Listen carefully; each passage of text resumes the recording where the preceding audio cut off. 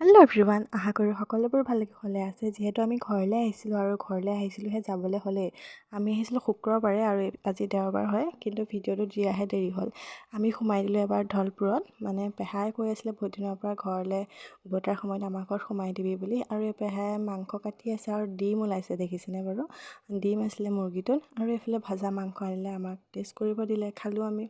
আৰু ৰাতি তেনেকৈ ভিডিঅ' বনোৱা নহ'লে। এইফালে আকৌ পাছদিনাখনৰ ভিডিঅ' দেখিছিলে, ইমান কুঁৱলী পৰিছে নহয়, একদম পূৰা চাৰিওকাণে কুঁৱলীয়ে নধৰা হৈ আছে। কিন্তু ৰাতিপুৱা 7:30 বাজি গ'ল দেই। এইফালে আমি আহিলোঁ আজি পেহী ঘৰত, মানে সৰু পেহী ঘৰত। সৰু পেহীয়ে ভাতটো খাই যাবলৈ ক'লে, মানে ৰাতিপুৱা ভাতটো। এইফালে ধুনীয়াকৈ ভাতটো খালোঁ, আৰু ভাতৰ লগত আছিলে মাংসৰ গ্ৰেভি, ভাজি আৰু বেঙেনা ভাজি।